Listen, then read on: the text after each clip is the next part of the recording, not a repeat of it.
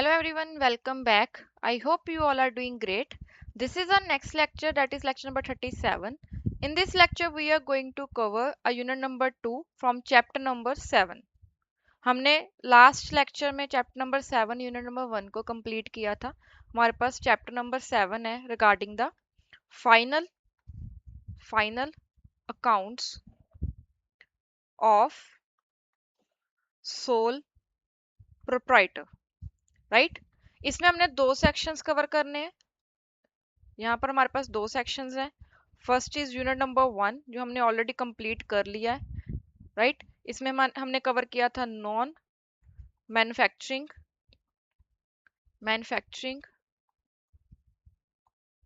Entities.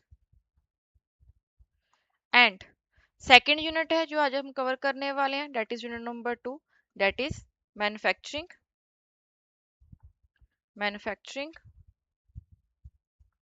Entities.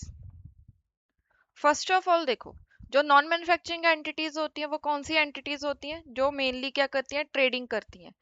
ठीक है, जो मेनली ट्रेडिंग करती हैं वो फिनिश्ड गुड्स एक जगह से परचेज करती हैं एंड उसके ऊपर अपना मार्जिन ऐड करके उसको दूसरी जगह पर सेल कर देती हैं, राइट.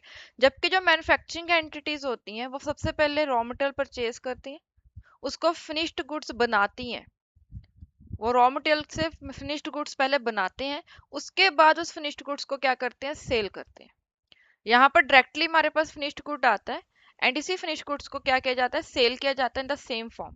जबकि यहाँ पर एक फॉर्म में मटेरियल परचेज किया जाता है, उसको दूसरे फॉर्म में पहले कन्वर्ट किया जाता है, उसके बाद हम उसको सेल करते हैं. तो हमारा ये जो सेक्शन है यह ऑलरेडी कंप्लीट हो चुका है. इसमें हमने मेनली कवर किया था, तीन चीजें कवर की थी ना. First one is trading account, second is P&L account and last one is balance sheet. अभी ये पार्ट हमारा ऑलरेडी कवर हो चुका है. अभी आज हम स्टार्ट करने वाले हैं हमारा second part, that is the manufacturing entities के बारे में. अभी मैन्युफैक्चरिंग एंटिटीज के केस में क्या चीज डिफरेंट होती है? मैन्युफैक्चरिंग एंटिटीज के केस में ना सबसे पहले अकाउंट बनाया जाता है, that is the manufacturing account. बाकी के जो तीन अकाउंट्स है ना, ये एज इट इज यहाँ पर बनने वाले हैं. Second one is trading account, ठीक है. एंड उसके बाद हमारे पास आएगा third one is P&L account and fourth one is balance sheet. ये जो तीन अकाउंट है ये सेम रहने वाले जो हमने यहाँ पर कवर किए हैं. हमारा सिर्फ एक नया अकाउंट बन रहा है, that is the manufacturing account. अभी यहाँ पर आप कंसेप्ट समझो. आज हम कवर करने वाले हैं, फर्स्ट हमारा टॉपिक क्या है? Final accounts of manufacturing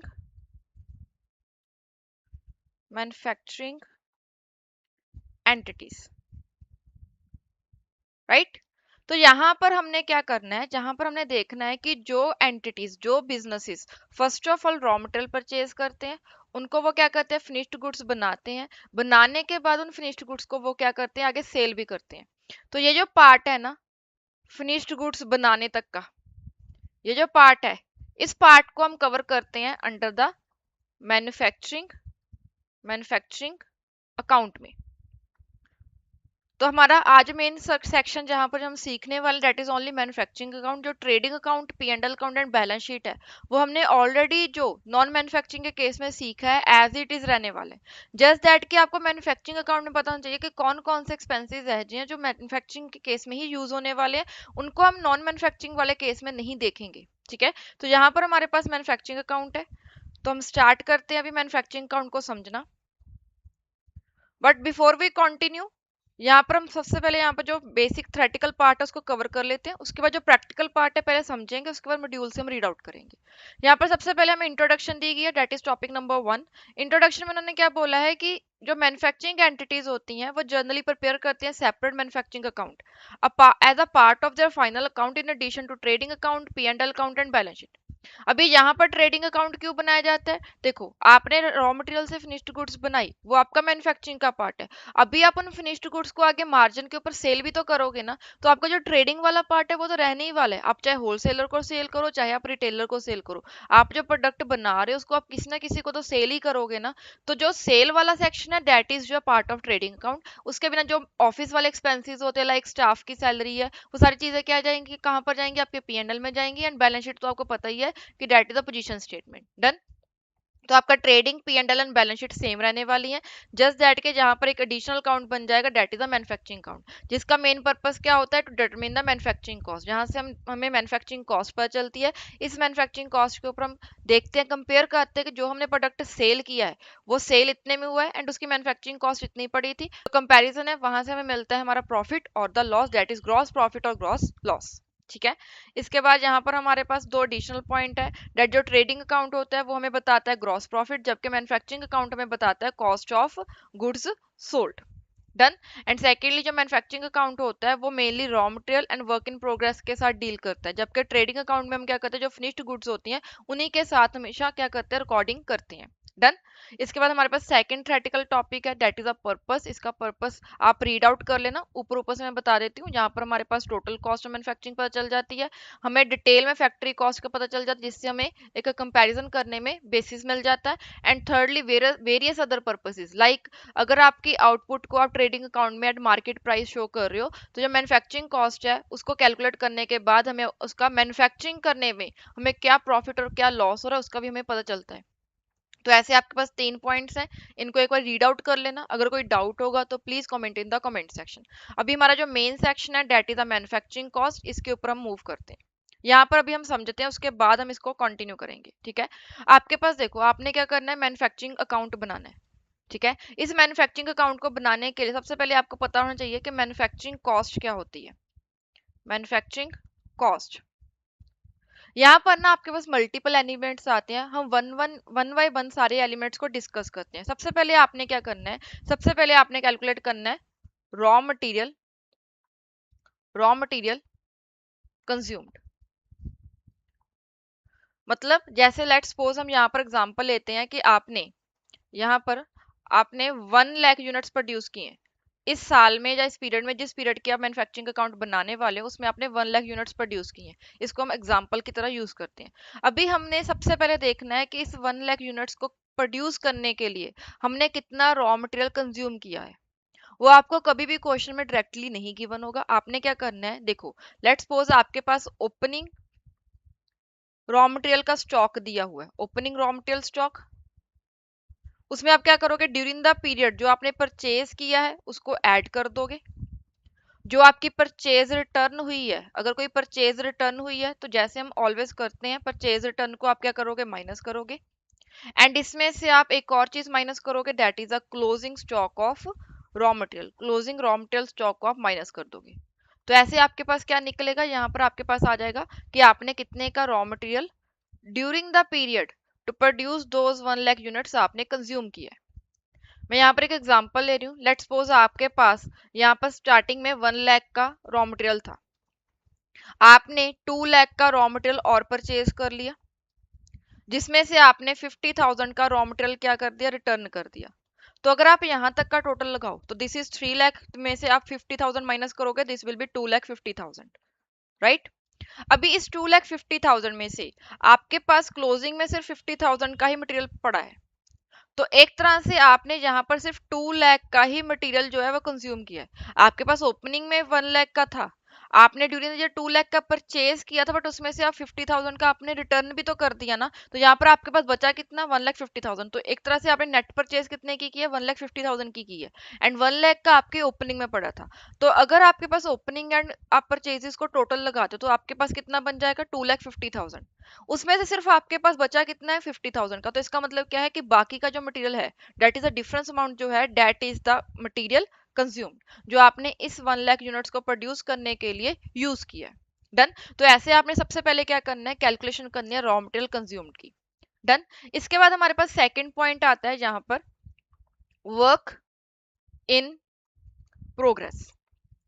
work in progress का मतलब क्या है, कि कुछ गुड्स ऐसी भी हो सकती हैं आपके स्टॉक में जो आधी बनी हुई है और आधा उनके ऊपर काम पेंडिंग है, ठीक है। ये जो स्टॉक है ये ओपनिंग में भी हो सकता है वर्क इन प्रोग्रेस का, जिसको हम WIP बोलते हैं, एंड ये क्लोजिंग में भी हो सकता है।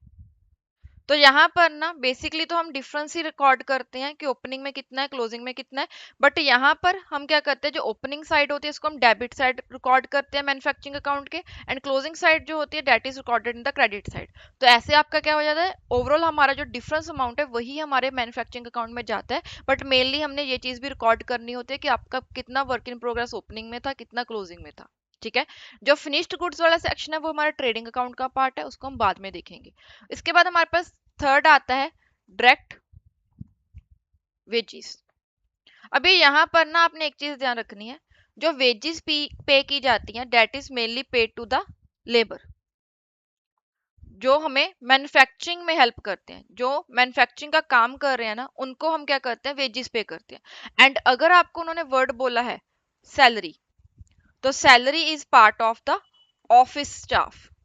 ऑफिस स्टाफ, जैसे आपके पास अकाउंटेंट का खर्चा है, आपका जो कैशियर है उसका खर्चा है, ऐसे आपने कोई स्टाफ मेंबर्स अपने ऑफिस में रखे हुए हैं, उनको हम सैलरी पे करते हैं। एंड वेजेस जो है वो मेनली लेबर के लिए होती हैं। तो जो वेजेस हैं, अगर आपको वर्ड वेजेस दिया गया है that will be part of the manufacturing account, and अगर आपको सैलरी दिया हुआ है that is part of the P&L account. यहाँ पर ट्रेडिंग अकाउंट में हम कोई भी खर्चे नहीं डालते, क्यों नहीं डालते वो मैं आपको बताऊंगी, बट यहाँ पर आप समझो कि जो आपके लेबर के चार्जेस हैं, जो आपकी लेबर की वेजेस हैं, उसको आप मैन्युफैक्चरिंग अकाउंट में रिकॉर्ड करते हो। अगर आपके स्टाफ की सैलरी है that is part of the P&L account. Done.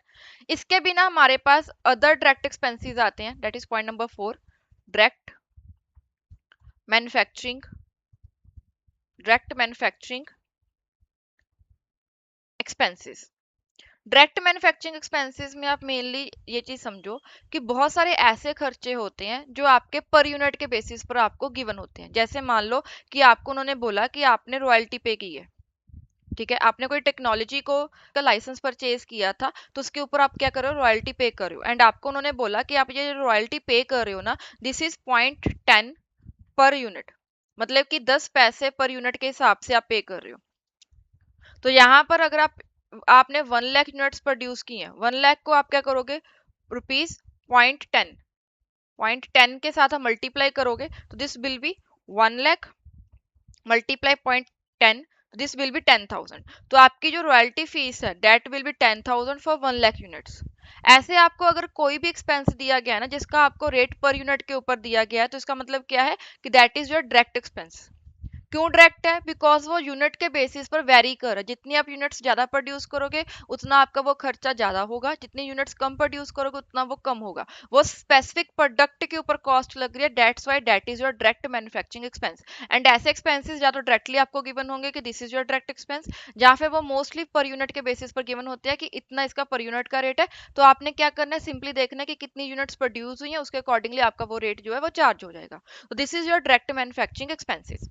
इसके बाद फोर्थ हमारे पास आता है, फिफ्थ हमारे पास पॉइंट आता है that is the indirect indirect manufacturing indirect manufacturing expenses. इनको ना ओवरहेड्स भी बोला जाता है, इनको मैन्युफैक्चरिंग ओवरहेड्स भी बोला जाता है, इनको ओवरहेड एक्सपेंसेस भी बोला जाता है। मींस आपको डिफरेंट डिफरेंट नेम से क्वेश्चन में गिवन होगा, बट आपने मेनली ध्यान रखना है कि जो इनडायरेक्ट मैन्युफैक्चरिंग एक्सपेंसेस होते हैं these are also part of the manufacturing account. जैसे हमने अभी तक देखा, जब हमने नॉन मैन्युफैक्चरिंग एंटिटीज का केस देखा था, वहां पर हमने क्या समझा था कि जो डायरेक्ट एक्सपेंसेस है उसको हम ट्रेडिंग अकाउंट में रिकॉर्ड करते हैं, जो इनडायरेक्ट एक्सपेंसेस है उनको हम क्या करते हैं, P&L में रिकॉर्ड करते हैं। बट यहाँ पर मैन्युफैक्चरिंग के केस में हमने क्या देखना होता है कि ओवरऑल हमने मैन्युफैक्चरिंग करने में कितना खर्चा किया है। वो ओवरऑल डायरेक्टली भी हो सकता है और इनडायरेक्टली भी हो सकता है। लाइक अगर आप एक शर्ट बना रहे हो, उस शर्ट को बनाने के लिए एक तो कपड़ा लगेगा जो उस शर्ट के लिए जरूरी है, मेन रिक्वायरमेंट है।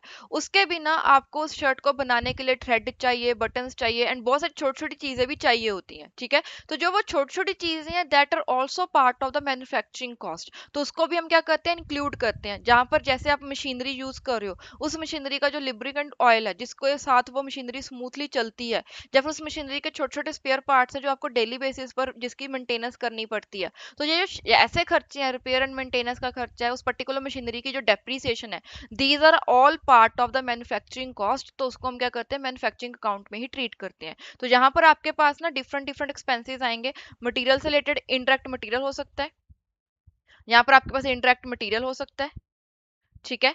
इनडायरेक्ट आपके पास लेबर हो सकती है, इनडायरेक्ट लेबर लाइक जो मशीनरी को साफ करते हैं सुबह शाम, वो पर्सन हो सकते हैं। उसके बिना इनडायरेक्ट एक्सपेंसेस हो सकते हैं, ठीक है। छोटी छोटी कोई चीजें, कोई छोटे छोटे एक्सपेंसेस हो सकते हैं जो आपके मैन्युफैक्चरिंग एरिया में हो रहे हैं, लाइक यहाँ पर आप रिकॉर्ड कर सकते हो कि यहाँ पर आपके डेप्रीसिएशन का एक्सपेंस हो गया, रिपेयर एंड मेंटेनेंस का एक्सपेंस हो गया, ऐसे सारे के सारे खर्चे क्या होंगे, that will be the part of indirect expenses, and इसको हम मैन्युफैक्चरिंग अकाउंट में ही ट्रीट करते हैं, ठीक है। ये चीज आपने ध्यान रखनी है, ये चीज हमने नॉन मैन्युफैक्चरिंग के केस में नहीं पढ़ी थी, ये यहाँ पर ही है मैन्युफैक्चरिंग के केस में।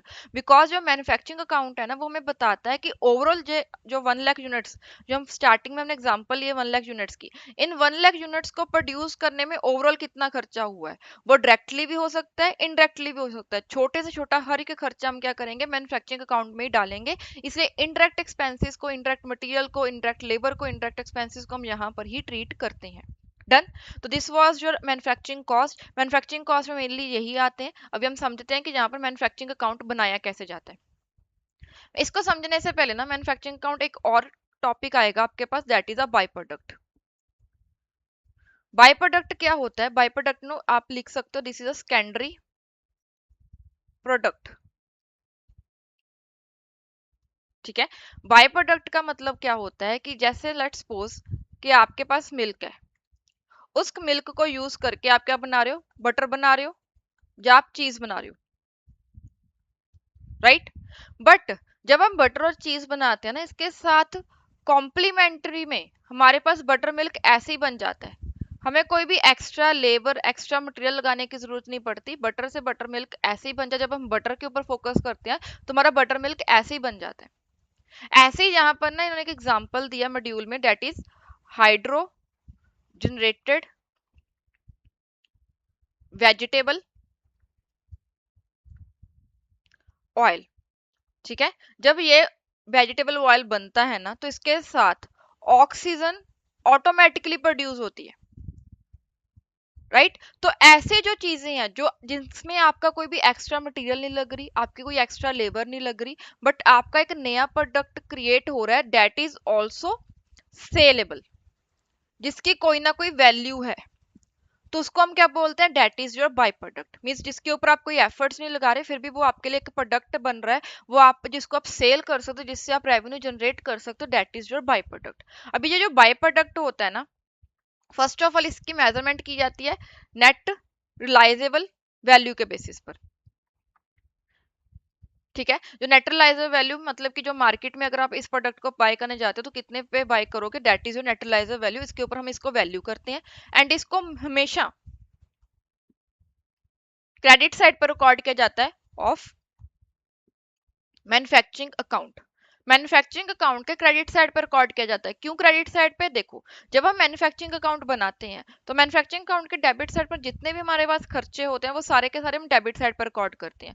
तो क्रेडिट साइड पर रिकॉर्ड करने का मतलब क्या है कि ये जो हमारी मैन्युफैक्चरिंग कॉस्ट है, इसमें इतनी वैल्यू जो है वो हमें एक तरह से बाय प्रोडक्ट से रिकवर हो चुकी है, तो उसको हम क्या कर देंगे, माइनस करेंगे। तो माइनस करने के लिए हम क्या करेंगे, उसको क्रेडिट कर देंगे। That's it, this was your meaning and the treatment of the by product. अभी हम मेनली शुरू करते हैं हमारा मैन्युफैक्चरिंग अकाउंट को सीखना कि मैन्युफैक्चरिंग अकाउंट बनना कैसे है, ठीक है। ये सारी चीजों को आप यहाँ पर थ्रेड आपको मॉड्यूल में भी मिलेंगी, we will cross check, but first of all let's complete the concept. तो यहाँ पर आपके पास मैन्युफैक्चरिंग अकाउंट आएगा। मैन्युफैक्चरिंग अकाउंट के अगेन दो पार्ट्स होंगे, first one is particulars, rupees, particulars rupees. But यहाँ पर ना एक और कॉलम ऐड होता है, दैट इज द यूनिट्स। अगर आपको क्वेश्चन में यूनिट्स गिवन है कि इतनी यूनिट्स हमने प्रोड्यूस की हैं, या फिर हमने इतनी यूनिट्स रॉ मटेरियल की परचेज की हैं, या फिर हमारे वर्क इन प्रोग्रेस में इतनी यूनिट्स पड़ी हैं, तो अगर आपको यूनिट्स की कोई भी अमाउंट दी गई है तो आपने यूनिट्स वाले कॉलम में वो भी लिखना है, ठीक है, तो दोनों साइड आपके पास एक यूनिट्स का कॉलम ऐड ऑन हो जाता है। अभी आपने स्टार्ट कहाँ से करना है, सबसे पहले आपने यहाँ पर रिकॉर्ड करना है रॉ मटेरियल कंज्यूम्ड। मैंने आपको ऑलरेडी बता दिया कि रॉ मटेरियल कंज्यूम्ड कैसे निकलता है। रॉ मटेरियल कंज्यूम्ड का मतलब कि आपने कितना रॉ मटेरियल यूज किया to produce those closing finished goods. ठीक है, तो यहाँ पर आपके पास जितना भी ओपनिंग है, ओपनिंग में आप सारी की सारी कैलकुलेशन जो है ना वो डेबिट साइड पर ही करोगे। यहाँ पर आप परचेजेस को ऐड करोगे, बट यहाँ पर आपने नेट परचेजेस को ऐड करना है, तो इसलिए आप जो रिटर्न्स है उसको माइनस करके ही ऐड करना। ठीक है, एंड उसके बाद आपके पास यहाँ पर जो क्लोजिंग आएगा उसको आपने क्या करना है, माइनस करना है। तो आपके पास जो अमाउंट आएगी that will be the units consumed. Done. उसके बाद हमारे पास सेकंड आता है वर्क इन प्रोग्रेस। इसका ओपनिंग स्टॉक जो है वो हम डेबिट साइड पर रिकॉर्ड करते हैं। यहाँ पर हम इसकी कैलकुलेशन करके नहीं लिखते, जस्ट डेट के हम इसको दो साइड पर रिकॉर्ड करते हैं। जो ओपनिंग वर्क इन प्रोग्रेस है date is on the debit side, and जो क्लोजिंग वर्क इन प्रोग्रेस है date is on the credit side. Done. इसके बाद हमारे पास थर्ड पॉइंट आएगा that is the direct wages.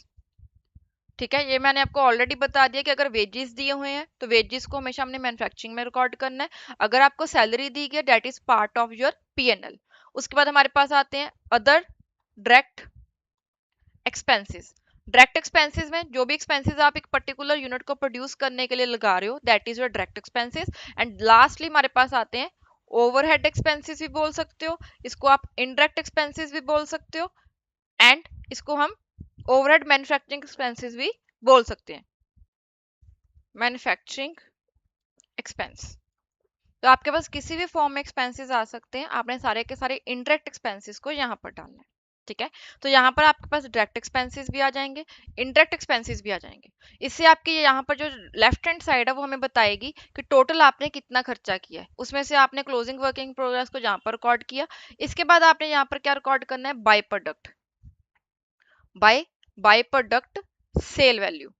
जितने में आपने वाई प्रोडक्ट को सेल किया है वो आपके यहाँ पर आ जाएगी। इससे आपकी कॉस्ट, ओवरऑल कॉस्ट जो है वो रिड्यूस हो जाएगी। एंड यहाँ पर आपके पास आ जाएगा बाय कॉस्ट ऑफ प्रोडक्शन कि टोटल कॉस्ट ऑफ प्रोडक्शन कितनी आई है। यहाँ पर आपका कोई लेफ्ट हैंड साइड या राइट हैंड साइड का कोई बैलेंसिंग फिगर नहीं आएगा। सिंपली आपके पास लेफ्ट हैंड साइड में सारे के सारे एक्सपेंसेस हैं, उसमें से कुछ अमाउंट को आपने रिकवर कर लिया by form of selling the by product, and जो आपके पास अमाउंट आएगी that is your cost of production. This will be transfer to the trading account.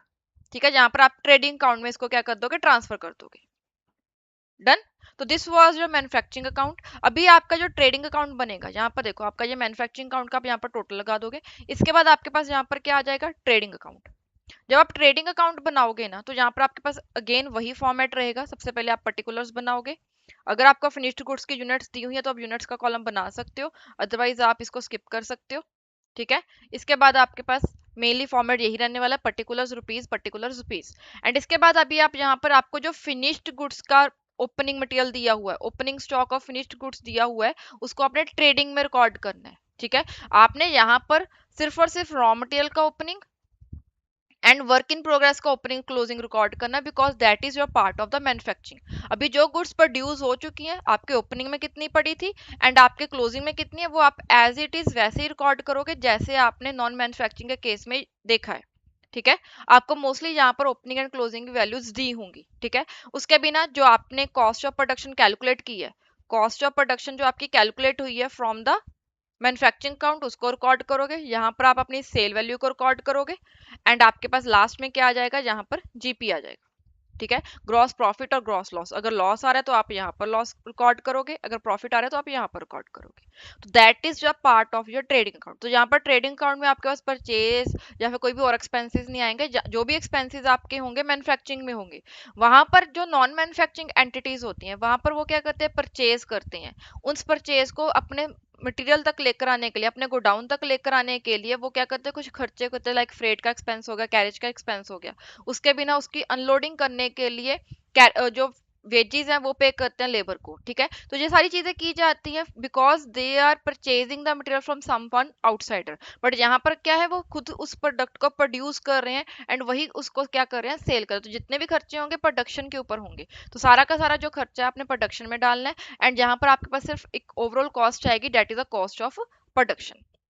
बाकी इसके बिना P and L account and balance sheet वो दोनों चीजें सेम रहने वाली हैं। वैसे ही हमने सारे के सारे इंडायरेक्ट एक्सपेंसेस को वहां पर रिकॉर्ड करना है। जस्ट आपने ध्यान रखना है कि जो indirect expenses regarding the manufacturing है, जैसे आपने प्लांट एंड मशीनरी, आपकी फैक्ट्री है, उसकी अगर आपको कोई डेप्रिसिएशन कैलकुलेट करनी पड़ रही है तो that is part of your manufacturing account. इसके बिना अगर आपके पास फर्नीचर पड़ा है तो that is part of your office, तो उसकी वजह से उसको हम क्या करेंगे, पी एंड एल अकाउंट में रिकॉर्ड करेंगे। इसको हम क्वेश्चन के साथ साथ भी देखेंगे, बट आपने खुद इसको एनालाइज करना है कि कौन सा एक्सपेंस जो है वो आपका मैन्युफैक्चरिंग का पार्ट बनेगा एंड कौन सा आपका पी एंड एल का पार्ट बनेगा। डन।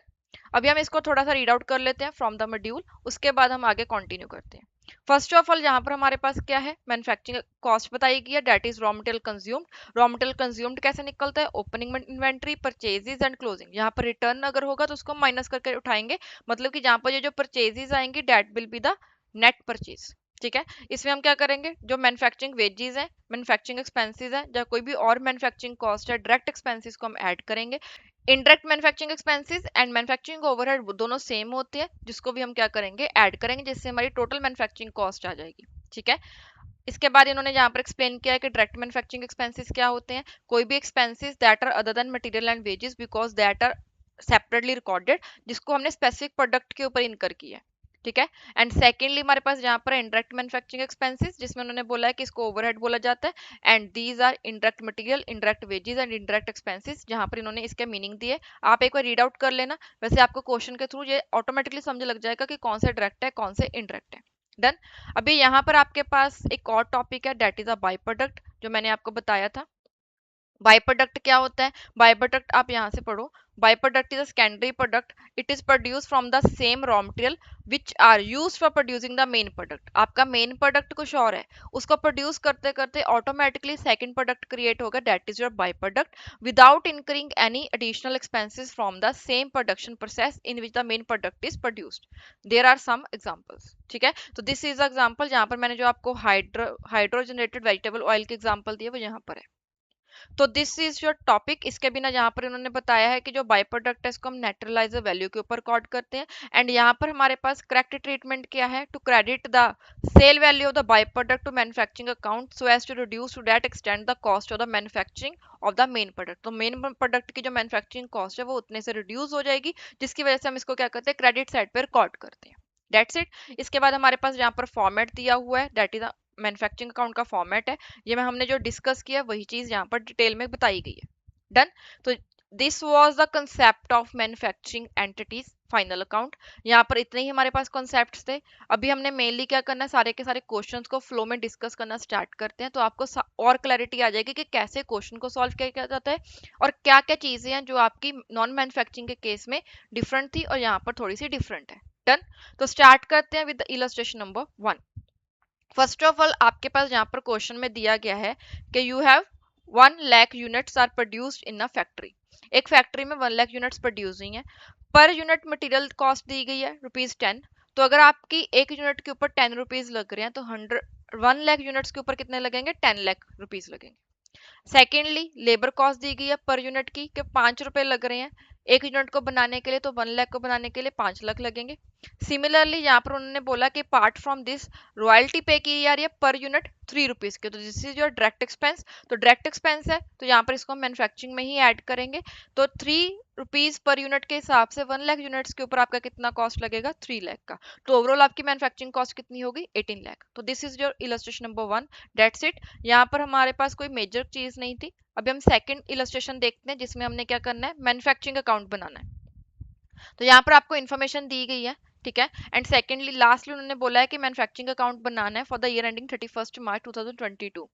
अभी यहाँ पर आप देखो, आपके पास सबसे पहले ओपनिंग वर्क इन प्रोग्रेस है and closing work in progress है। इसको हम क्या करते हैं, इसको हम डेबिट साइड पर रिकॉर्ड करते हैं, इसको हम क्या करते हैं, क्रेडिट साइड पर रिकॉर्ड करते हैं। राइट। इसके बिना सेकेंडली हमारे पास दिया गया रॉ मटेरियल का ओपनिंग, रॉ मटेरियल का क्लोजिंग एंड परचेजेस। परचेजेस के साथ अगर आपको नहीं भी लिखा हुआ ना कि वो रॉ मटेरियल है या क्या है, तो वो हमेशा रॉ मटेरियल ही परचेज होता है in case of manufacturing entities. तो यहाँ पर हम इन तीनों को यूज करेंगे to calculate the raw material consumed. Right. इसके बाद हमारे पास है hiring charges of the machine. Machine के हायरिंग चार्जेस है तो this is a factory cost. तो यहाँ पर हम क्या करेंगे, इसको पर यूनिट दिया गया तो this is your direct expense. तो ये डायरेक्ट एक्सपेंस है इसलिए इसको हम क्या करेंगे, डायरेक्ट एक्सपेंस के हेडर के अंडर रिकॉर्ड करेंगे।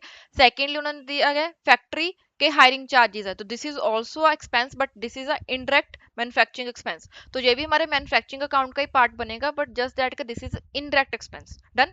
इसके बाद डायरेक्ट वेजेस दिए गए हैं, क्लोजिंग वर्क इन प्रोग्रेस। यहाँ पर इन्होंने बताया है कि जो डायरेक्ट वेजेस हैं that is 0.80 per unit manufacture. जितनी यूनिट्स आपकी प्रोड्यूस हुई हैं उसका 0.80 आपकी कॉस्ट पड़ेगी। एंड अगर कोई यूनिट्स आपकी वर्क इन प्रोग्रेस में है that will be 0.40 per unit. Done.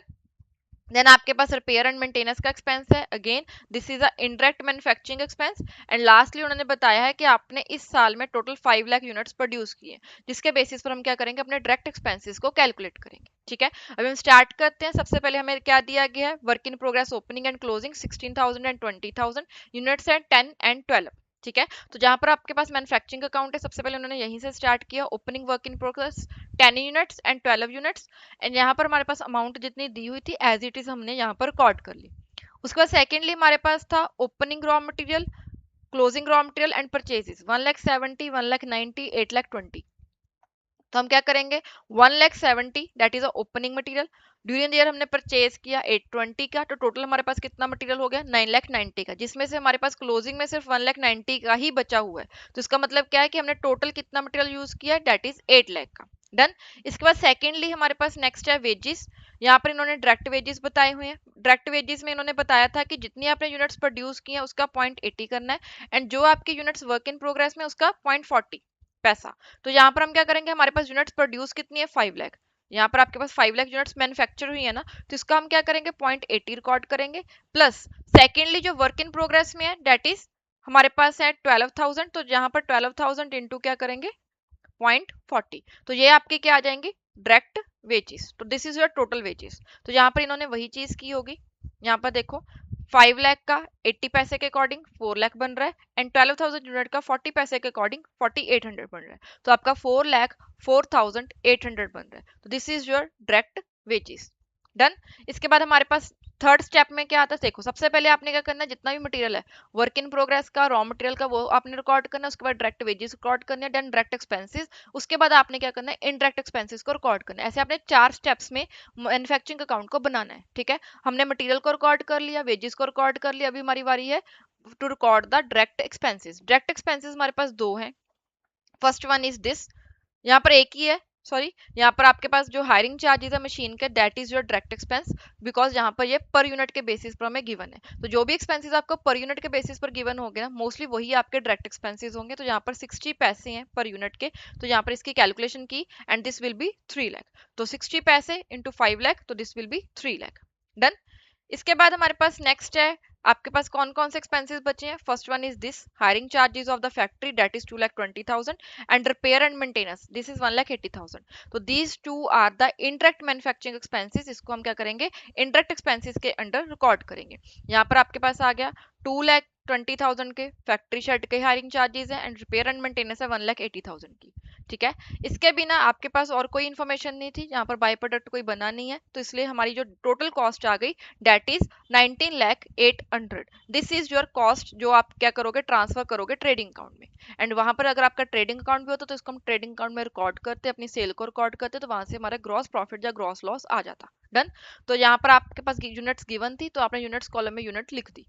That's it. This was your illustration number 2. मैं यहाँ पर इसको इसलिए क्विकली यहाँ पर सॉल्व करवा रही हूँ बिकॉज आपको मोस्टली सारी चीजें पता है। आपने नॉन मैन्युफैक्चरिंग एंटिटी के केसेस में बहुत अच्छे अच्छे क्वेश्चन सॉल्व किए हुए हैं। यहाँ पर आपने सिर्फ क्या करना है, कोई भी कैलकुलेशन मेजर नहीं है, यहाँ पर आपको सिर्फ पता होना चाहिए कि उसकी प्लेसमेंट कहाँ पर होने वाली है। आप अगर फुल फ्लेज क्वेश्चन को भी देखोगे ना, आपके पास इलस्ट्रेशन नंबर 3 या प्रैक्टिकल क्वेश्चन नंबर 3 है, वहां पर आपने manufacturing account, trading account, P and L account, balance sheet, सारे के सारे क्वेश्चन को बनाना है। तो वहां पर भी आप जब देखोगे ना, आपको कोई भी ऐसी एडजस्टमेंट में मिलेगी जो आपको कंफ्यूज करे कि ये कैसे करनी है। आपको या जस्ट कंफ्यूजन कहाँ पर होगी कि इसको मैंने कहाँ पर एक्चुअल में रिकॉर्ड करना है, इसको मैं मैन्युफैक्चरिंग अकाउंट में डालूं या पी एंड एल अकाउंट में डालूं। ठीक है, बिकॉज ट्रेडिंग में तो हमारा कोई एक्सपेंस जाता नहीं है, वहां पर तो हमारी टोटल कॉस्ट ही जाती है। Manufacturing and P and L में आपको कंफ्यूजन रह सकती है, तो उसके लिए आपको बस ध्यान रखना है कि कौन से एक्सपेंसेस आपके मैन्युफैक्चरिंग में हेल्प कर रहे हैं, तो उसको आप मैन्युफैक्चरिंग अकाउंट में डालोगे। जो आपके इंटरेक्ट एक्सपेंसेस है, ऑफिस एक्सपेंसेस, उसको आप क्या करोगे, पी एंड एल अकाउंट में डालोगे। डन। अभी हम थर्ड इलस्ट्रेशन देखते हैं, इससे आपको और क्लैरिटी आ जाएगी। इसमें आपने तीनों अकाउंट्स को बनाना है। यहाँ पर आपको ट्रायल बैलेंस दिया हुआ है। ठीक है, इसके बिना आपको कुछ एडजस्टमेंट्स दी हुई हैं एंड एट द एंड उन्होंने बोला है कि आपने क्या करना है, यहाँ पर मैन्युफैक्चरिंग अकाउंट बनाना है, ट्रेडिंग अकाउंट बनाना है, P&L अकाउंट बनाना है एंड बैलेंस शीट भी बनानी है। ठीक है, आपके पास यहाँ पर salaries and wages related adjustment है। सेकेंडली मशीनरी की डेप्रिसिएशन चार्ज करनी है एंड ऑफिस फर्नीचर की डेप्रिसिएशन चार्ज करनी है।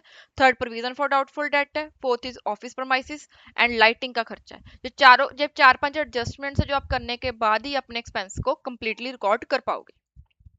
अब हम स्टार्ट करते हैं। सबसे पहले हमारे पास, जैसे हमने नॉन मैन्युफैक्चरिंग एंटिटीज के केस में देखा था, सबसे पहले आपने क्या करना है, सबसे पहले आपने मार्क कर लेना है कि आपके कौन कौन से आइटम्स है जिसके लिए आपको एडजस्टमेंट्स दी गई हैं, उसको आप मार्क कर लो। जैसे यहाँ पर आपके पास सैलरीज एंड वेजेस का एक्सपेंस है, एक सैलरीज एंड वेजेस।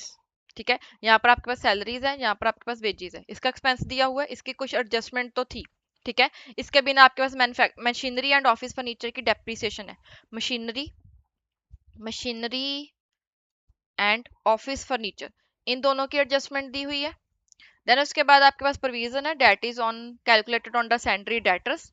देन उसके बाद हमारे पास है next office premises and lighting. Office premises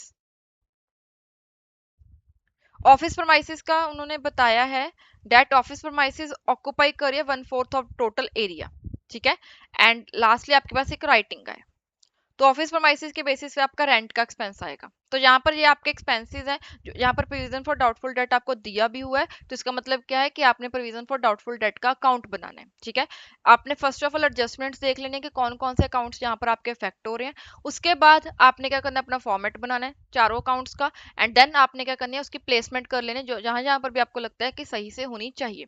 ठीक है, अभी हम वन बाय वन डिस्कस करना स्टार्ट करते हैं। इसको हम कंप्लीटली सॉल्व नहीं करेंगे बिकॉज ऐसा कुछ है ही नहीं कि हमें कंप्लीटली सॉल्व करने की जरूरत पड़े। आपके एडजस्टमेंट्स भी बहुत सिंपल है, एक डिस्कशन में ही आपको समझ लग जाएगा कि कैसे इसको सॉल्व करना है।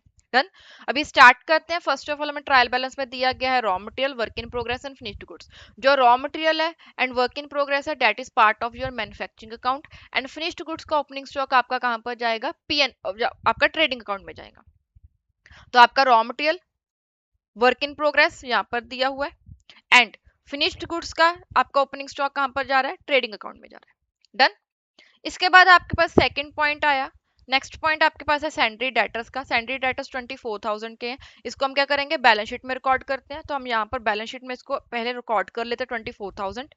डन, देन उसके बाद हमारे पास नेक्स्ट पॉइंट आ रहा है, next is carriage on purchases. Purchase करते टाइम जो आपने कैरेज पे किया that is part of your manufacturing account. क्यों, बिकॉज परचेज कहां पर रिकॉर्ड करनी है हमने, परचेज हमारा मैन्युफैक्चरिंग का पार्ट है, तो उसके ऊपर जो आपने कैरेज पे किया that is your direct expense. तो इसको हम क्या करेंगे, जो 1500 का कैरेज है that is part of your manufacturing account. तो carriage on purchase that is manufacturing account. Done, उसके बाद हमारे पास है bills receivable that is balance sheet, wages that is the manufacturing account. देखो यहाँ पर आपको वेजेस मिलेंगी that is your manufacturing account. Done, then उसके बाद हमारे पास है नेक्स्ट सैलरी। ठीक है, salary is your P&L account, यहाँ पर ही मैं लिख देती हूँ। Telegram and postage that is your P&L account. Repair of the office furniture, office है फर्नीचर की रिपेयर हुई है दैट इज P&L अकाउंट। अगर फैक्ट्री के किसी चीज की रिपेयर होती तो that is your manufacturing account. Bank and balance at bank that is balance sheet. Office furniture balance sheet. Repair of plant that is manufacturing account. ठीक है, उसका purchases manufacturing account. Then plant and machinery balance sheet. Rent का उन्होंने बताया है कि जो overall आपकी जो रेंट एरिया है उसका 1/4 एरिया आपका ऑफिस का है, मतलब कि 3/4 एरिया ही आपका क्या है, आपका फैक्ट्री है। मतलब कि लेट्स सपोज यहाँ पर आपके पास ये टोटल स्पेस है, इस स्पेस का इतना पार्ट जो है यहाँ पर आपका ऑफिस बना हुआ है, जो बाकी का पार्ट है दिस वन यहाँ पर आपकी फैक्ट्री है। तो जितना पार्ट आप फैक्ट्री के लिए यूज कर रहे हो उसको आप बोलोगे कि this is your manufacturing account का पार्ट एंड जो आपका ऑफिस वाला है दैट इज योर P&L वाला पार्ट। तो इसलिए यहाँ पर इन्होंने क्या किया, जो रेंट रिकॉर्ड किया दैट इज ओनली 3/4। ठीक है, एंड इसके बिना आपको जो लाइटिंग वाला खर्चा दिया गया इसमें उन्होंने स्पेसिफिकली बोल दिया कि जो लाइटिंग है इसमें 2/3 जो लाइटिंग है that is for the factory and 1/3 is for the office. जो 2/3 है वही हमारे मैन्युफैक्चरिंग अकाउंट का पार्ट बनेगा। डन, तो यहाँ पर ये दोनों एक्सपेंसेस हमने एडजस्टमेंट के बेसिस पर रिकॉर्ड किए एंड रिपेयर टू प्लांट मैंने आपको ऑलरेडी बता दिया था कि this is part of your manufacturing cost. Then हमारे पास आते हैं जर्नल एक्सपेंसेस।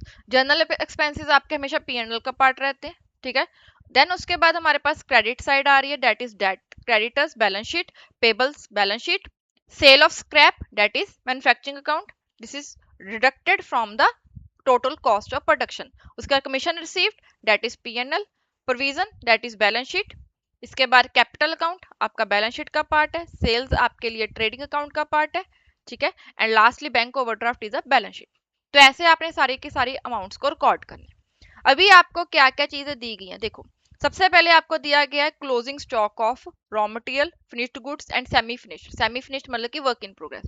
रॉ मटेरियल की कॉस्ट जो क्लोजिंग स्टॉक है उसको हम यूज करते हैं to calculate the raw material consumed. तो आपने यहाँ पर परचेजेस को रिकॉर्ड किया, उसके बाद रॉ क्लोजिंग स्टॉक को रिकॉर्ड किया, तो आपके पास क्या आ जाएगा, रॉ मटेरियल कितना आपने कंज्यूम किया, ठीक है। इसके बाद आपके पास सेमी फिनिश्ड गुड्स का क्लोजिंग स्टॉक दिया हुआ है, that is part of your credit side, ठीक है। स्क्रैप को आपने यहाँ पर रिकॉर्ड किया, तो यहाँ से आपका क्या आ जाएगा, टोटल कॉस्ट ऑफ प्रोडक्शन आ जाएगी। तो उसके बाद आपके पास है सेमी फिनिश्ड गुड्स का जो स्टॉक होता है उसको हम कहाँ पर रिकॉर्ड करते हैं, ट्रेडिंग में। तो यहाँ पर आपके पास फिनिश्ड गुड्स का स्टॉक यहाँ पर ट्रेडिंग में आ जाएगा। डन। इसके बाद हमारे पास नेक्स्ट एडजस्टमेंट थी सैलरीज एंड वेजेस की। सैलरीज एंड वेजेस में उन्होंने बोला है कि अनपेड वेजेस एंड सैलरीज हैं, जितनी अनपेड वेजेस हैं वो आपके मैन्युफैक्चरिंग का पार्ट बन जाएंगी, जो आपकी अनपेड सैलरी है that is part of your P&L का। जो अनपेड वेजेस जो है उसमें हम क्या करेंगे, अनपेड वेजेस को ऐड कर देंगे, सिमिलरली अनपेड सैलरी को हम सैलरीज में ऐड कर देंगे। डन। तो इसके बाद हमारे पास नेक्स्ट है मशीनरी की डेप्रिसिएशन दी हुई है, तो फर्नीचर की डेप्रिसिएशन दी हुई है। अभी तक हम क्या कर रहे थे, जितनी भी हमारी डेप्रिसिएशन होती थी उसको हम P&L में डालते थे, बट यहाँ पर जो आपकी डेप्रिसिएशन है, जो आपके मैन्युफैक्चरिंग आइटम के ऊपर डेप्रिसिएशन है उसको हम मैन्युफैक्चरिंग अकाउंट में डालोगे, जो आपकी ऑफिस से रिलेटेड डेप्रिसिएशन उसको आप P&L में डालोगे। तो मशीनरी जो है वो फैक्ट्री में यूज की जाती है, तो इसके ऊपर जो डेप्रिसिएशन चार्ज होगी एट द रेट ऑफ 10%, इसको हम क्या करेंगे, मैन्युफैक्चरिंग अकाउंट में डालेंगे। आपकी मशीनरी की टोटल कॉस्ट कितनी है, प्लांट एंड मशीनरी आपको 70,000 का दिया हुआ है, तो इसका 10% करोगे तो दिस विल बी 7,000, तो this is part of your manufacturing account, ठीक है। ये आपने ध्यान रखना है कि जो चीज को आप मैन्युफैक्चरिंग करने के लिए यूज कर रहे हो, अगर उसके ऊपर आप कोई भी एक्सपेंस कर रहे हो तो वो भी आपका मैन्युफैक्चरिंग अकाउंट में ही रिकॉर्ड किया जाएगा। डन। इससे आपकी टोटल कॉस्ट निकल आएगी, जिसको आप क्या करोगे, ट्रेडिंग अकाउंट में ट्रांसफर करोगे। आपने यहाँ पर ट्रेडिंग अकाउंट में इसको ट्रांसफर किया, इसमें आपने क्या किया, सेल्स को रिकॉर्ड किया, तो आपके पास क्या आ गया, ग्रॉस प्रॉफिट आ गया। डन। इसके बिना यहाँ पर आपके पास एक एडजस्टमेंट थी प्रोविजन फॉर डाउटफुल डेट की, जो आपने क्या करना है, 1% ऑफ द सेल्स मेंटेन करना है। तो यहाँ पर हम क्या करेंगे, प्रोविजन फॉर डाउटफुल डेट का अकाउंट बना लेंगे। अगर आप प्रोविजन का अकाउंट बनाते हो, मैं यहाँ पर रफ में अकाउंट बना रही हूँ, आपने प्रॉपरली वर्किंग नोट बनाकर इसका अकाउंट बनाना है। आपके पास क्लोजिंग बैलेंस कितना है, 1650 का, ठीक है, जो आपको ट्रायल बैलेंस में दिया हुआ है, but this is your balance as given, ठीक है। एंड आपका जो बैलेंस कैरी डाउन है that should be 1% of sales. जहां पर इन्होंने लिखा हुआ है ना 1% ऑफ सेल्स, आपकी सेल्स कितने की है, 1,67,200। तो 1,67,200 का अगर आप 1% करते हो, दिस इज 1672। इसको आप माइनस करोगे 1650 में से, तो आपकी जो प्रोविजन क्रिएट होगी दैट विल बी 22 ओनली। तो इसको हम क्या करेंगे, P&L में रिकॉर्ड करेंगे। तो आपकी जो P&L है उसमें प्रोविजन कितनी की जाएगी, 22 की जाएगी। आप यहाँ पर P&L में चेक करो, दिस इज 22 ओनली। इन्होंने यहाँ पर इसकी कैलकुलेशन कर दी, बट हम इसका एक सिंपल फॉर्मेट बनाकर रखेंगे, that is your provision account. उसमें हम इसको कैलकुलेट करेंगे, जब जैसे हमने अभी तक नॉन मैन्युफैक्चरिंग के केस में क्वेश्चन को सॉल्व किया ना, वैसे ही हमने मैन्युफैक्चरिंग के केस में करना है। इवन तो यहाँ पर एडजस्टमेंट्स आपकी थोड़ी सी सिंपल है, बट फिर भी हमने कंप्लीट फॉर्मेट्स को फॉलो करना है, ठीक है। एंड जो आपकी यहाँ पर सैंड्री डेटर्स में से माइनस होगा, that is your closing provision, that is 1% of the sales. Done. इसके बिना आपके पास और कौन कौन से एडजस्टमेंट थी, यहाँ पर ऑफिस प्रेमाइसिस का था, उन्होंने बोला था कि दिस इज 1/4 एरिया, तो 3/4 रेंट जो आपने मैन्युफैक्चरिंग में डाला है, 1/4 रेंट जो है वो that will be part of the P&L। ऐसे ही आपका लाइटिंग का खर्चा था 1/3, तो वो हमने क्या कर दिया, P&L में डाल दिया। इसके बिना आपके पास कोई भी एडजस्टमेंट नहीं थी, कुछ भी नहीं था, आपने जस्ट सिंपली अभी क्या करना है, कैलकुलेशंस करनी है। आपकी सारी कैलकुलेशंस करोगे तो फर्स्ट ऑफ ऑल जीपी आएगा, जीपी को आप यहाँ पर रिकॉर्ड करोगे, इससे आपका नेट प्रॉफिट आ जाएगा। इस नेट प्रॉफिट को आप क्या करोगे, यहाँ पर रिकॉर्ड करोगे, तो आपकी बैलेंस शीट मैच हो जाएगी। आप इसको कंप्लीट सॉल्व करना, बिकॉज यहाँ पर कोई भी मेजर एडजस्टमेंट नहीं थी, इसलिए मैंने इसको क्विकली यहाँ पर डिस्कस किया है। बट अगर आपको कोई भी डाउट है तो please comment in the comment section. ऐसे मत सोचना कि क्विकली सॉल्व कर दे तो शायद इंपॉर्टेंट नहीं है, आपके लिए इंपॉर्टेंट है, आपने कंप्लीट इस क्वेश्चन को सॉल्व करके देखना है, ठीक है, सो दैट आपको क्लियर हो जाए कि मैन्युफैक्चरिंग अकाउंट एंटिटी के अकाउंट्स कैसे बनाए जाते हैं। डन। तो this was your illustration number 3। इससे आपका कंसेप्ट भी कवर हो गया, आपकी सारी की सारी इलस्ट्रेशंस भी कंप्लीट हो चुकी हैं। डन। अभी हम ना हमारा ये जो यूनिट है बहुत ही छोटा है, इसलिए इसी में हम क्या करते हैं, हमारे प्रैक्टिकल क्वेश्चंस को भी सॉल्व करते हैं। मैंने इसको थोड़ा सा डिस्कस किया इसलिए आपका थोड़ा सा क्विकली हो गया, बट आपने क्या करना है, इसको प्रॉपरली सॉल्व करना है। सॉल्व करने के बाद 10 मिनट की ब्रेक लेना, ब्रेक लेने के बाद आप जो है प्रैक्टिकल क्वेश्चंस को स्टार्ट करना। मैं यहाँ पर अभी स्टार्ट कर रही हूँ, आप 10 मिनट की ब्रेक लेने के बाद ही इसको स्टार्ट करना। अभी हम स्टार्ट करते हैं हमारे practical questions. First of all हमारे पास है यहाँ पर प्रैक्टिकल क्वेश्चन नंबर 1, जिसमें हमें क्या करना है, जिसमें हमें सिंपली मैन्युफैक्चरिंग अकाउंट बनाना है। हमारे पास इन्फॉर्मेशन है, इस इन्फॉर्मेशन को यूज करके हमने मैन्युफैक्चरिंग अकाउंट बनाना है। जैसे हमने इलस्ट्रेशन नंबर 2 सॉल्व किया वैसा ही ये सिमिलर क्वेश्चन है। यहाँ पर आपके पास ओपनिंग वर्क इन प्रोग्रेस है, क्लोजिंग वर्क इन प्रोग्रेस है। फर्स्ट ऑफ ऑल ओपनिंग को आप क्या करते हो, डेबिट साइड पर कोड करते हो, एंड क्लोजिंग को आप क्या करते हो, क्रेडिट साइड पर कोड करते हो। उसके बाद आपके पास है raw material purchase, opening, closing and यहाँ पर आपको रिटर्न भी दी गई है। तो आप क्या करोगे, opening plus purchase minus return minus closing. तो यहाँ पर इन्होंने ऐसे ही किया है, opening plus purchase minus return minus closing. तो आपके पास क्या आ जाएगा, रॉ मटेरियल कंज्यूम कितना हुआ है। जो इनडायरेक्ट मटेरियल है that will be part of the indirect manufacturing expenses, इसको आपने मैन्युफैक्चरिंग अकाउंट में ही रिकॉर्ड करना है। जस्ट दैट कि इसकी प्लेसमेंट कहां पर होगी, फोर्थ ब्लॉक में होगी। ठीक है। उसके बाद आपके पास है वेजेस। वेजेस में आपके पास डायरेक्ट वेजेस है, इनडायरेक्ट वेजेस है, दोनों ही आपकी मैन्युफैक्चरिंग का पार्ट है, बिकॉज एट द एंड दोनों वेजेस ही हैं। यहाँ पर हम क्या करेंगे, जो डायरेक्ट वेजेस उसको हम डायरेक्टली रिकॉर्ड करेंगे, इनडायरेक्ट वेजेस को हम बनाएंगे part of the manufacturing overhead और द इनडायरेक्ट एक्सपेंसेस। डन। इसके बाद आपके पास डायरेक्ट एक्सपेंसेस में एक ही एक्सपेंस है, that is a royalty, that is 1,30,000, इसको हम डायरेक्टली रिकॉर्ड करेंगे। एंड जो बाकी के आपके एक्सपेंसेस है, repair and maintenance, depreciation of factory shed, depreciation on plant and machinery, these are all your expenses, these are all your manufacturing expenses, but these are the indirect expenses. यहाँ पर ये दोनों ये सारे के सारे एक्सपेंसेस क्या है, इनडायरेक्ट है, इसलिए इसको हम क्या करते हैं, मैन्युफैक्चरिंग ओवरहेड का पार्ट बनाते हैं। Repair and maintenance, depreciation on factory shed, depreciation on plant and machinery. जब इसका रिकॉर्ड करोगे तो आपके पास टोटल इनडायरेक्ट एक्सपेंसेस आ जाएंगे 3,94,000 के। एंड लास्टली आपको क्या दिया गया है, बाय प्रोडक्ट का सेलिंग प्राइस दिया हुआ है, इसको हम क्या करेंगे, क्रेडिट साइड पर रिकॉर्ड करेंगे। तो आपका मैन्युफैक्चरिंग अकाउंट कंप्लीट हो गया। तो आप सिंपली क्या करोगे, ट्रेडिंग अकाउंट में जो आपकी बैलेंसिंग फिगर है that is cost of finished goods transferred, तो दिस इज जो अमाउंट जो आप क्या करोगे, ट्रेडिंग अकाउंट में ट्रांसफर करोगे। तो this was your practical question number 1। बहुत ही सिंपल क्वेश्चन था, आपको यहाँ पर ना मोस्टली इन्फॉर्मेशन डायरेक्टली गिवन होती है। आपने क्या करना होता है, आपने सिंपली उसकी प्लेसमेंट देखनी है कि कैसे करना है। तो आपने बस ये चीज ध्यान रखनी है, जब भी आप मैन्युफैक्चरिंग अकाउंट बनाओगे सबसे पहला आपका ब्लॉक बनेगा मटेरियल का, जिसमें आप वर्क इन प्रोग्रेस और रॉ मटेरियल दोनों को रिकॉर्ड करोगे। सेकंड में आपने क्या करना है, डायरेक्ट वेजेस को रिकॉर्ड करना है। देन उसके बाद आपने डायरेक्ट एक्सपेंसेस को रिकॉर्ड करना है। एंड फोर्थ में आपने क्या करना है, अपने इनडायरेक्ट एक्सपेंसेस को रिकॉर्ड करना है। ऐसे आपने 4 सेक्शंस में अपने मैन्युफैक्चरिंग अकाउंट का डेबिट साइड रिकॉर्ड करना है।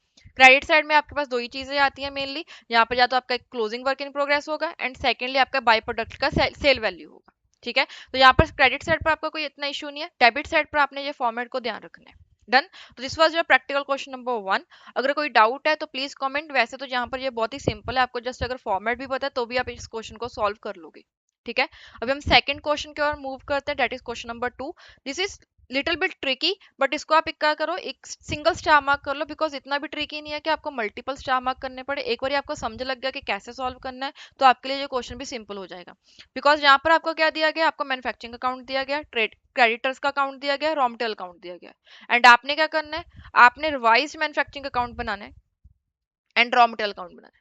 तो आपकी कुछ कैलकुलेशंस होने वाले, यहाँ पर आपको देखो कुछ एक्सपेंसेस दिए गए हैं, एंड यहाँ पर आपका रॉ मटेरियल कंज्यूम्ड मिसिंग है, यहाँ पर आपके पास 3 फिगर्स मिसिंग है, एंड यहाँ पर आपकी कोई बैलेंसिंग फिगर मिसिंग होगी, बिकॉज यहाँ पर ये दोनों चीजें क्या हो रही है, मैच नहीं हो रही है। ठीक है। तो अभी यहाँ पर हम क्या करते हैं, सबसे पहले 1 बाय 1 एडजस्टमेंट्स को देखना स्टार्ट करते हैं। देखो सबसे पहले उन्होंने क्या बोला कि आपकी एक मशीनरी आपने परचेज की थी, डेट इज 10 लाख की, जिसको आपने ओमिट कर दिया। ओमिट मतलब कि आपने रिकॉर्ड नहीं किया। मशीनरी के ऊपर डेप्रिसिएशन कितनी लगनी है, 10% की।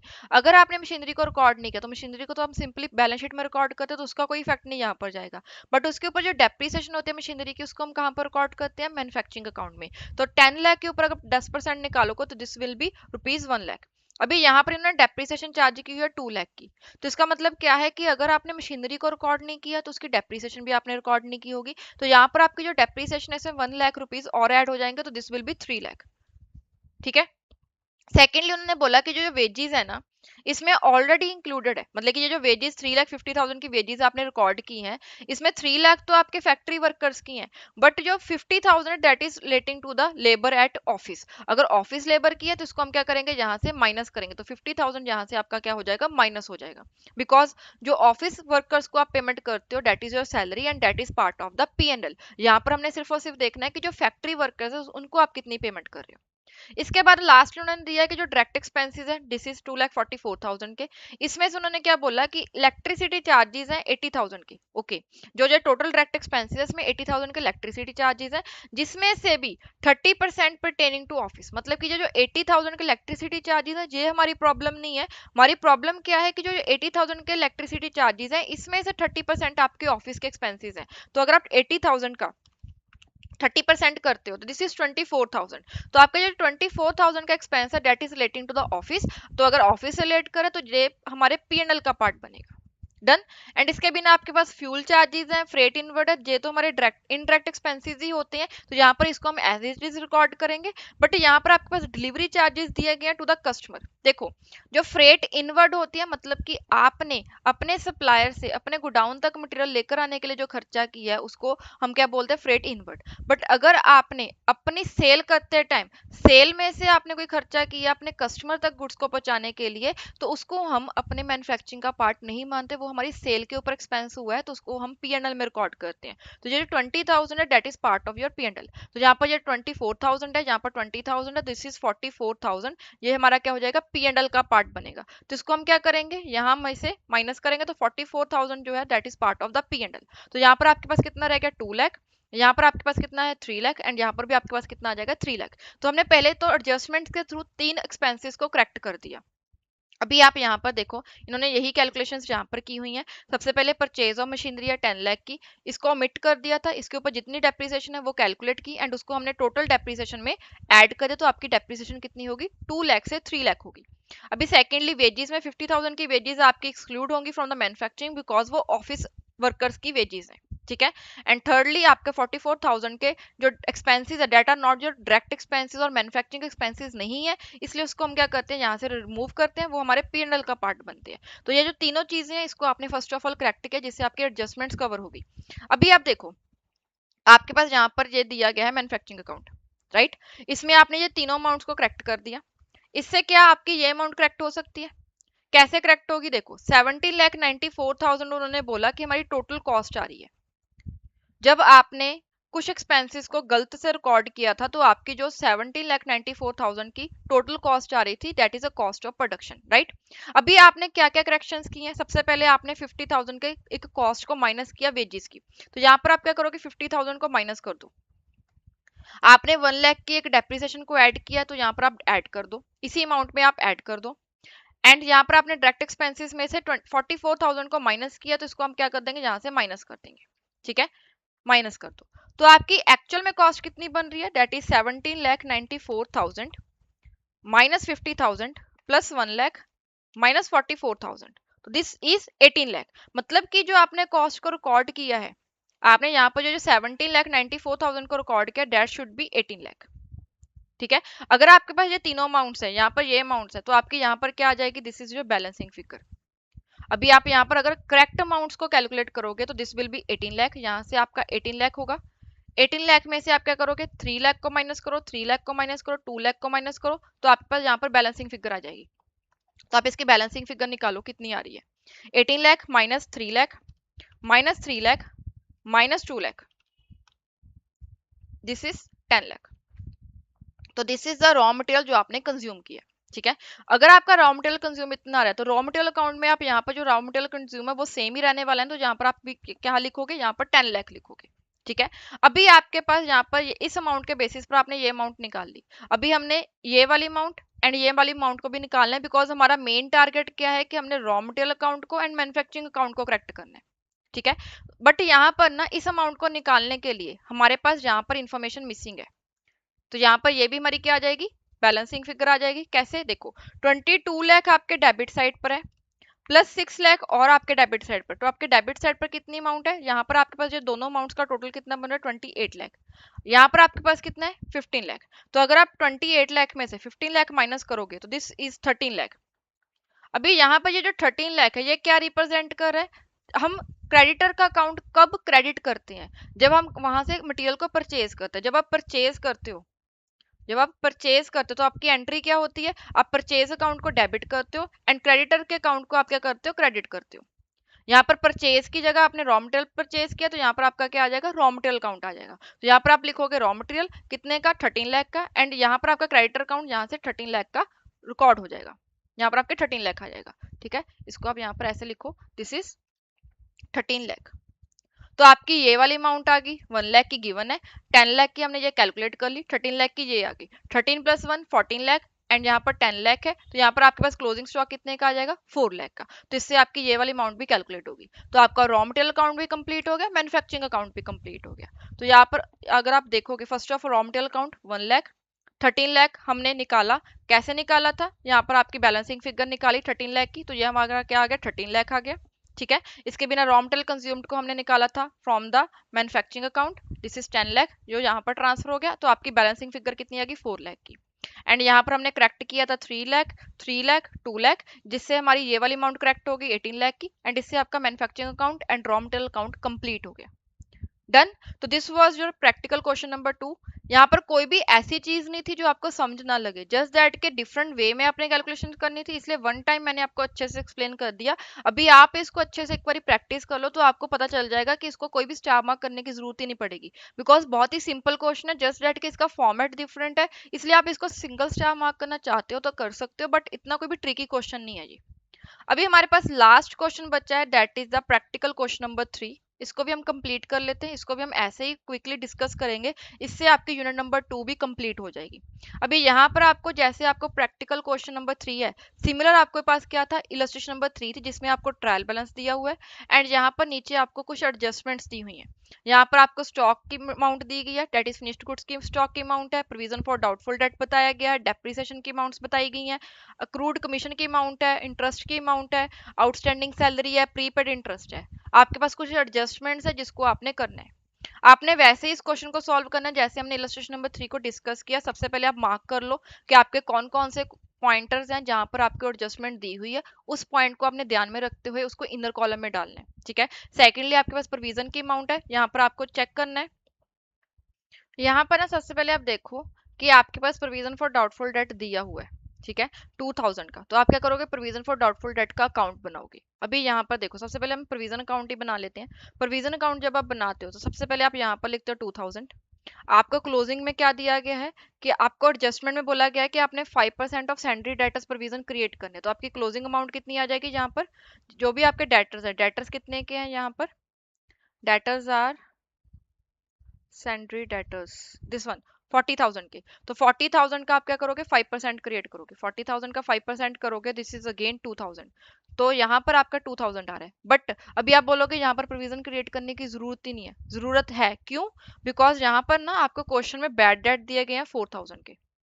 तो आप यहाँ पर बैड डेट भी रिकॉर्ड करोगे ना 4,000 के, तो आपके पास जो प्रोविजन बनेगी that is equal to bad debt, that is 4,000। तो आपके यहाँ पर प्रोविजन अकाउंट ऐसे बनेगा। ठीक है, इस प्रोविजन अकाउंट में से आप क्या करोगे, ये जो 2,000 है इसको आप बैलेंस शीट में रिकॉर्ड करोगे, ये जो 4,000 है इसको आप P&L में रिकॉर्ड करोगे। ठीक है, इसको इन्होंने ऐसे ही रिकॉर्ड किया हो, जस्ट डेट के इन्होंने काउंट बनाने की जगह यहाँ पर ही सारी कैलकुलेशंस कर दी। ओपनिंग 2,000 था, बैड डेट्स इतने के थे, क्लोजिंग इनकी प्रोविजन इतने की थी, तो यहाँ पर आप इनका 4,000 इन्होंने P&L में रिकॉर्ड किया है एंड 2,000 इन्होंने बैलेंस शीट में रिकॉर्ड किया। एट द एंड कैलकुलेशंस वही है, जस्ट दैट के इन्होंने डायरेक्टली यहाँ पर P&L में कैलकुलेशंस कर दी। हमने क्या करना है, प्रॉपर अकाउंट बनाना है, बिकॉज हम एक सिंगल फॉर्मेट को फॉलो करने वाले, डेट इज अकाउंट। डन। इसके बिना सेकेंडली हमारे पास दिया गया है डेप्रीसिएशन। डेप्रीसिएशन बिल्डिंग के ऊपर है एंड प्लांट एंड मशीनरी की है। प्लांट एंड मशीनरी की डेप्रीसिएशन, अभी हमें पता है कि मशीनरी हम फैक्ट्री में यूज करने वाले हैं, तो ये हमारे मैन्युफैक्चरिंग अकाउंट का पार्ट बनेगा। एंड जो बिल्डिंग की डेप्रीसिएशन है date is part of the P&L account.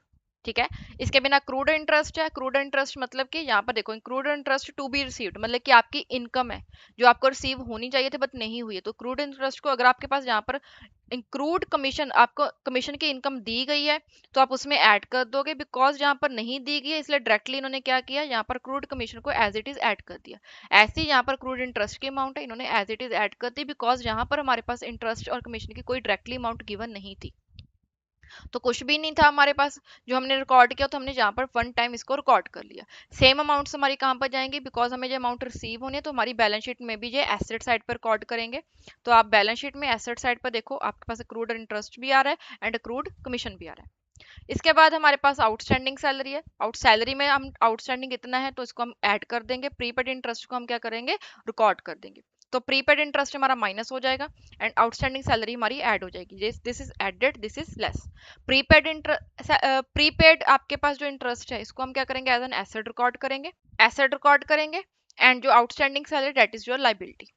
तो यहाँ पर आपके पास कोई एडजस्टमेंट नहीं है, जस्ट दैट कि आपको पता होना चाहिए कि आपने कौन सी आइटम को कहाँ पर रिकॉर्ड करना है, कौन सी चीज़ों को आपने मैन्युफैक्चरिंग में रिकॉर्ड करना है, बस आपको वो क्लियर होना चाहिए। बाकी का सारा क्वेश्चन आपको ऑलरेडी आता है, date is from the non manufacturing entities.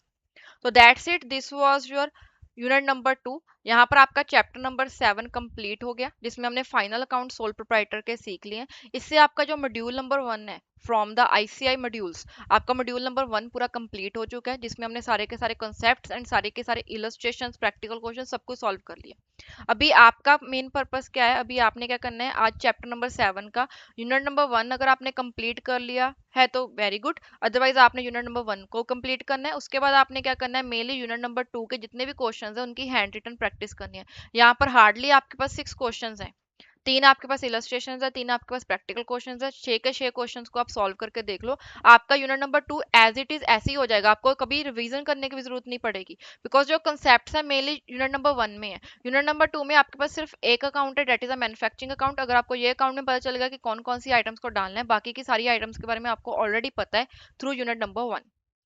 तो that's it, this was your unit number 2 and this was your lecture number 37। अभी हम नेक्स्ट लेक्चर से स्टार्ट करने वाले हैं हमारा module number 2, that is chapter number 8। ठीक है, but before that please complete chapter number 7। And इसमें आपको जितने भी क्वेश्चंस मैंने ऐसे ही डिस्कस किए हैं, आपने उसको हैंड रिटन प्रैक्टिस करने के बाद नेक्स्ट चैप्टर को स्टार्ट करना है।